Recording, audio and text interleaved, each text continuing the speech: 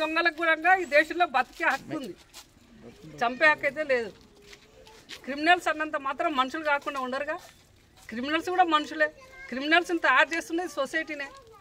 ఇప్పుడు తను చెప్తున్నా, రేణుక చెప్తున్న దాని ప్రకారం అక్కడ ఇల్లు కూలిపోయిన దగ్గర 1 తులం బంగారం పెట్టినాను. దొంగతనం చేసిన వాళ్ళు ఎవరన్నా డబ్బులు కానీ లేకుంటే సగం పెడతారా?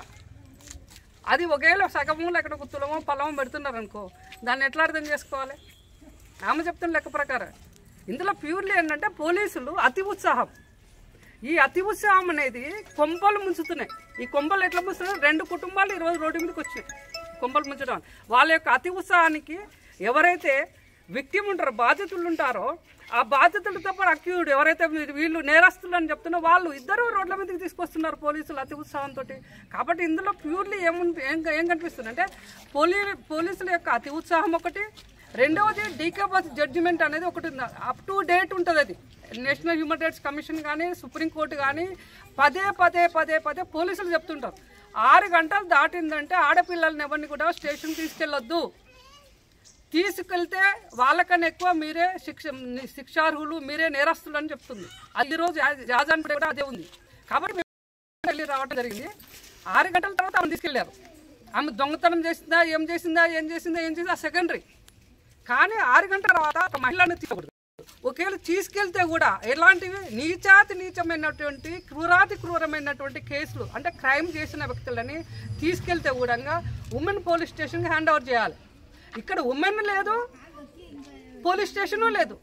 మెన్ వచ్చి తీసుకపోయిండ్రు, తన్నిండ్రు, గుద్దిండ్రు, అంతా జరిగింది. ఆడ చావు బతుకులు ఆమె ఉంది హాస్పిటల్లో. కాబట్టి ఇక్కడ ఏంటంటే ఇక్కడ మేము ఒకటే గవర్నమెంట్ అడుగుతుంది, ఇలాంటి పోలీసులని సస్పెన్షన్లతోటి వాళ్ళని మేపవద్దు, వాళ్ళని వెంటనే ఉద్యోగాల నుండి తీసేయాలి.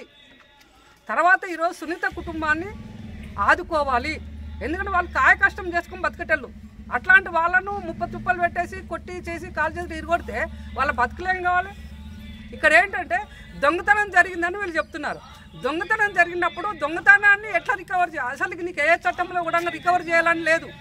ఇక్కడ ఉన్నటువంటి తెలంగాణ పోలీసులు చేస్తున్నది ఏంటంటే రికవరీ పేరుతో ఎవరైతే అలిగేషన్ ఎదుర్కొంటున్నారో వాళ్ళని తీసుకొని తోముతున్నారు. అసలు రికవరీ చేసే సిస్టమే ఏ చట్టంలో లేదు. దొంగతనం చేసినప్పుడు ఇట్లా ప్రాపర్టీ పోయింది అని నువ్వు కోర్టులో చెప్పు, కోర్టు ఇచ్చిన డైరెక్షన్ నువ్వు ఫాలోగా. అసలు ఏ చట్టంలో ఉంది? ఈవెన్ పోలీస్ కోర్టులో కూడా లేదు అది రికవరీ చేయాలని. కాబట్టి ఇది ఒకటి ఏంటంటే ఇల్లీగల్ యాక్టివిటీ, గూండాయిజం. అంటే లైసెన్స్ తీసుకున్నటువంటి పోలీసులు ఒక గుండాగిరిగా చేస్తున్నారు. ఇది పదే నేను కాకుండా నాగర్ కర్నూలులో జరిగింది. అంటే అక్కడ ఏంటంటే పోలీసుల అచేతనం, అక్కడ పోలీసులు యాక్షన్ లేదు అందులో. తర్వాత ఇంకొక మహిళను